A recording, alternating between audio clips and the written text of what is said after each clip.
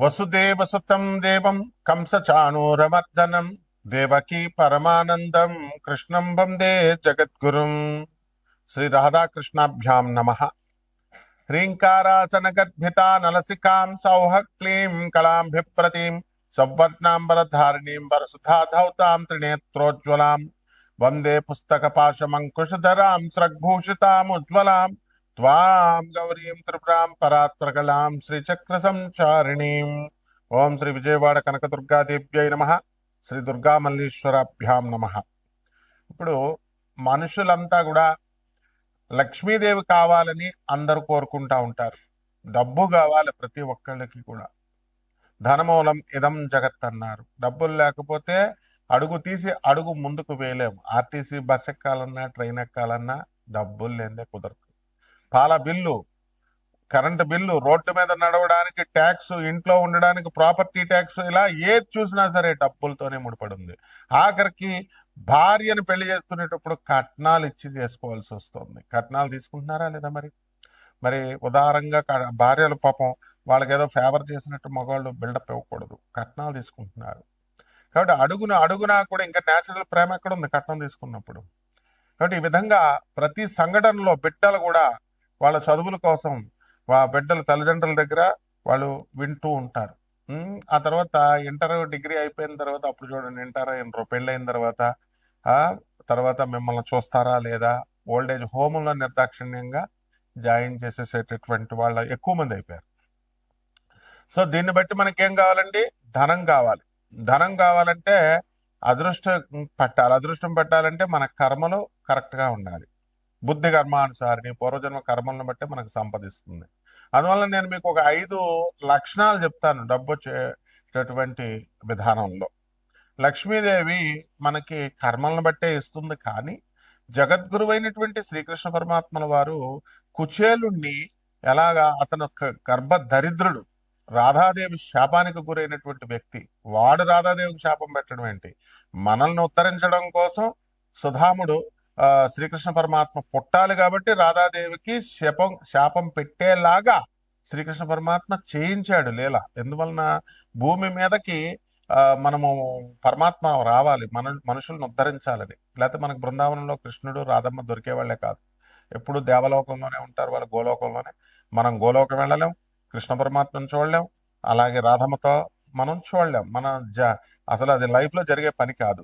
అటువంటి పరమాత్మ, కరుణామయుడైనటువంటి శ్రీకృష్ణ పరమాత్మ మానవులకు కూడా మనం ఉద్ధరించాలి అని రాముడి రూపంలో, కృష్ణుడి రూపంలో మనకు భూమి మీదకి వస్తే హాయిగా మన భూమిని మీద కాలు పెట్టారు, మనతో జీవించారని మనం గర్వపడకుండా రాముడి మనిషేనండి, కృష్ణుడి మనిషేనండి, రాముడి దేవుడా, కృష్ణుడి దేవుడా అని బుద్ధి లేని ప్రేలాపనలు చేసే వాళ్ళ ఇంటికి అసలు లక్ష్మీదేవి రాదు.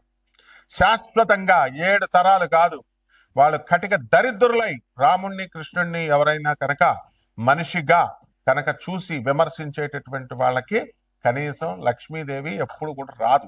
ఇప్పుడు మీ ఇంట్లో మీ అమ్మని అడగండి, మీ నాన్నని మీరు తిట్టండి చూద్దాం. ఎవరైనా బయట వాళ్ళు వచ్చి భర్తను తిడితే భార్య ఊరుకుంటుందేమో?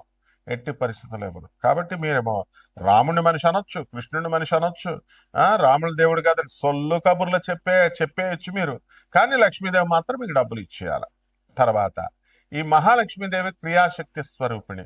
పని చేయకుండా సోఫాల్లో పడుకొని, పని చేయకుండా దుప్పటి కప్పుకొని పడుకునేటటువంటి వాళ్ళకి లక్ష్మీదేవి ఎందుకు వస్తుంది? రెండో రకం, పూజలు చేస్తూ కూర్చుంటూ లక్ష్మీదేవి వచ్చేయాలా? మూర్ఖపు ఛాందస్తాలు ఉన్నటువంటి వాళ్ళ దగ్గరికి రాదు. ఛాదస్థం అనేది నెగిటివ్ ఎనర్జీ, మిమ్మల్ని అడుగు తీసి అడుగు ముందుకు వెళ్ళనివ్వదు. మీరు ప్రపంచంలో ఏ పంతులు గారినైనా తీసుకోండి, ఏ సిద్ధాంతినైనా తీసుకోండి, ఒక్క నన్ను తప్ప. మనం పాజిటివ్ చెప్తాం, పదవండి అమ్మ చేయండి అని.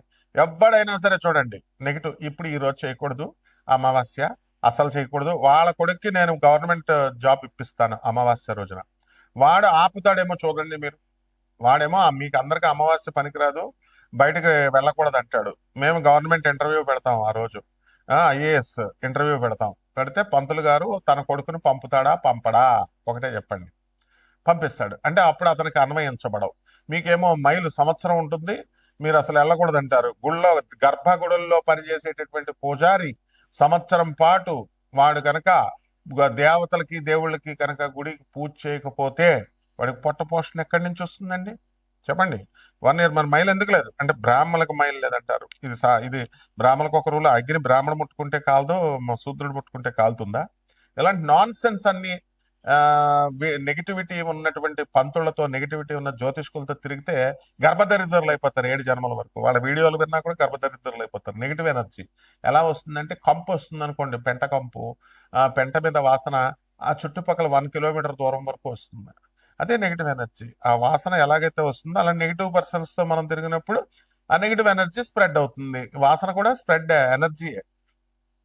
కాబట్టి ఈ రకంగా మనకు మహాలక్ష్మి తల్లి వచ్చేటప్పుడు కొన్ని చిహ్నాలు ఇస్తుందండి. తెల్ల పావురాయిని పనికిరాదు, అవి రాకూడదు అని చెప్తున్నారు కదా. తెల్ల పావురాయిల, అలాగే ఈ పిచ్చుకలు, పక్షులు, నేచర్లో ఉన్నటువంటి పక్షులు ఇవన్నీ కూడా మన ఇంటి గోళ్ల చుట్టూ తిరుగుతూ తెల్లవారు మనం తలుపు తీయగానే ఆ తలుపుల దగ్గర చక్కగా గింజలు తింటూ అక్కడ ఉంటున్నాయనుకోండి ఉడతలు, ఇవన్నీ కూడా మన చెట్టు మీద, మన ఇంటి ముందు చెట్ల మీద అవి ఉడతలు వెళ్తున్నాయి అనుకోండి, లక్ష్మీదేవి త్వరలో మనకు రాబోతుంది అని అర్థం. రెండవది, తేనెటీగలు, అంటే చిన్నటి తేనెటీగలు కనుక మనకి పట్టినట్లయితే మన ఇంట్లో ఖచ్చితంగా మహాలక్ష్మీదేవి రాబోతుంది అని అర్థం. ధనుస్సు రాశి. ఈ ధనుస్సు రాశి వారికి అందరికీ కూడా మనకి అర్ధాష్టమ శని వక్రించి ఉన్నాడు.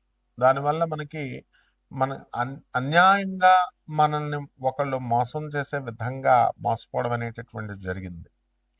ఇక శని వక్రించున్నప్పటికీ కూడా గురుడు మిథున రాశిలో ఉన్నటువంటి కారణంగా ఏదో రకంగా ఈ యొక్క గురు దృష్టి వలన మనకి అనేకమైనటువంటి లాభాలు జరుగుతూ వచ్చినాయి. మనకి దారిలో వెళ్తున్నప్పుడు చీపుర్ల కట్ట, చేటలు ఇవన్నీ కూడా మీకు ఎదురుపడడం జరుగుతాయి. అదేవిధంగా మీకు గోమాత కూడా, మీరు ఇంటి దగ్గర ఉన్నప్పుడు గోమాత మీకు దగ్గరగా రావడం ఇవన్నీ కూడా జరుగుతాయి. కాబట్టి దీని నుంచి మనకి త్వరలో మనకి మహాలక్ష్మి తల్లి మనల్ని అనుగ్రహించబోతుంది అనేటటువంటి సిగ్నల్స్గా వీటిని మనం తీసుకోవచ్చు అనమాట. అయితే ఈ యొక్క ధనుసు రాశి వారంతా కూడా అనేకమైనటువంటి అప్పులు చేశారు. బాగా డబ్బు అధిక వడ్డీకి తీసుకొచ్చారు, అలాగే సంపాదించారు. కానీ విచిత్రంగా ఏమైందంటే 2026 నవంబర్ అక్టోబర్ నెలల నుంచి డౌన్ఫాల్. 2025 సంవత్సరంలో మీరు కొత్త కొత్త ప్రాజెక్ట్స్ తీసుకోవడము, దానికి నమ్మి మోసపోవడము అనేటటువంటిది జరుగుతుంది. అయితే ఈ కోట్ల రూపాయలు, లక్షల రూపాయలు మేము అధిక వడ్డీకి తీసుకొచ్చి మేము పెట్టామండి అనేటటువంటి బాధ ఈ యొక్క రాశి వారికి ఉంది. కానీ తప్పదు, వ్యాపారం పెట్టాలి మరి. అలాగే బట్టల వ్యాపారాలు, సిమెంట్ వ్యాపారాలు, బిల్డర్లు, రియల్ ఎస్టేట్లు, హాస్టల్స్, ఇలాంటి బిజినెస్లు అన్నీ కూడా పెడతారు. అలాగే విద్యార్థుల దగ్గరికి వచ్చేసరికి విద్యార్థులు చాలా ఎక్కువగా కష్టపడి చదవాలి, లేకపోతే ఫెయిల్ అయిపోవడానికి అవకాశాలు చాలా అధికంగా కనబడుతున్నాయి వీరికి. అలాగే ఈ రాశి వారికి అందరికీ కూడా మనము ఎన్నో కొత్త కొత్త ఆలోచనలు సృజనాత్మకంగా, క్రియేటివ్గా రావడము, ఇన్నోవేటివ్గా రావడం అనేటటువంటివి జరుగుతాయి. అన్నీ కూడా మూఢ ఛాదస్థాలతో ఇంతకాలం కూడా ఉన్న కారణంగా మీ ఇంట్లో గబ్బిలాలు రావడం, తర్వాత బొజ్జింకలు రావడం, ఎలకలు రావడం ఇవన్నీ కూడా ఉండి ధన నష్టాన్ని, దరిద్ర దేవత దీపారాధన సరిగ్గా చేయకుండా ఉండడం, ఇవన్నీ కూడా దరిద్ర దేవత లక్షణాల ద్వారా మీకు అన్నీ కూడా జరిగినాయి. కాబట్టి గురువును పూజించకుండా ఉండడము, గురువు యొక్క సలహాలను తీసుకోకుండా ఉండడము. పురోహితుడు వేరు, గురువు వేరు. పురోహితుడు అంటే మామూలు మీకు పూజలు చేస్తారు వాళ్ళు. గురువు అనేటటువంటి వాళ్ళు స్పిరిచువల్గా ఎన్లైటన్ చేస్తారు. అసలు గురువే లేడు మీకు. అటువంటిప్పుడు మీ యొక్క కష్టాల నుంచి ఎలా దాటిస్తారు? ఇప్పుడు గురువు అంటే కాషాయ బట్టలు వేసుకున్నవాడు అనుకుంటారు. గురువు అంటే మెంటర్, అంటే మీరు తప్పటడుగులు వేయకుండా వాళ్ళు మనల్ని కాపాడాలి. అందువలన ఎప్పుడు కూడా ఈ రాశి వారికి మెంటర్ అనేటటువంటి వాళ్ళు ఈజీగా దొరకడానికి అవకాశాలు ఉంటాయి. అలాగే ధనుసు రాశి వారికి ఇప్పుడు కూడా లవ్ మ్యారేజ్లో సూపర్ ఫాస్ట్గా ఉంటారు, లేచిపోవడాల్లో కూడా సూపర్ ఫాస్ట్గా ఉంటారు. కాబట్టి ఈ రాశి వారికి లవ్ మ్యారేజెస్ మరి ఎక్కువగా, మరి ఈ రాశి వారు ముస్లిం అమ్మాయిల్ని మతాంతర వివాహాలు చేసుకోవడానికి కూడా అవకాశాలు ఉంటాయి. కాబట్టి పిల్లలను కంట కనిపెట్టుకుంటూ మీరు ఉండాలి. అలాగే ఆదివారం వచ్చేసరికి లవర్స్ దగ్గరికి పిల్లలు యూత్ వెళ్ళిపోవడానికి అవకాశాలు ఉంటాయి. అసలే ఫ్రీ బస్సు, రేవంత్ రెడ్డి గారు ఫ్రీ బస్ చేశారు, వెళ్ళిపోతారనమాట. కాబట్టి జాగ్రత్తగా చూసుకోండి. లేకపోతే మహాలక్ష్మి తల్లి యొక్క ఆరాధన ఆ సుబ్రహ్మణ్యేశ్వర స్వామి వారి యొక్క ఆరాధన, ఆంజనేయ స్వామి వారి యొక్క ఆరాధన వల్ల మీకు చక్కగా మంచి పనులు జరుగుతాయి. అలాగే ఈ యొక్క మహాలక్ష్మి అమ్మవారి యొక్క కరుణ కటాక్షం అంత ఈజీ కాదు రావడం. ఏదో కబుర్లు చెప్తారు, కాకుల లెక్కలు. నెట్వర్క్ మార్కెటింగ్ వాళ్ళు చూడండి ఇలా చేసేసి ఇద్దరిని చేర్చండి, ఆ ఇద్దరిని చేరుస్తారు. ఒక్కొక్కళ్ళు ఇద్దరు నలుగురు అయిపోయారు. 2 to the power of 4 16. ఆ, మేము చెప్తాం అవన్నీ అంత ఈజీ కాదు డబ్బులు రావడం, కష్టపడాలి. కాబట్టి రావి చెట్టు చుట్టూ ప్రదక్షిణాలు చేయండి, మేడి చెట్టుకి నీళ్లు పోయండి, ఆరాధన చేయండి, దత్తాత్రేయ స్వాముల యొక్క గురు చరిత్రను చదవండి, మీరు బ్రహ్మాండంగా జరుగుతుంది. శుభమస్తు.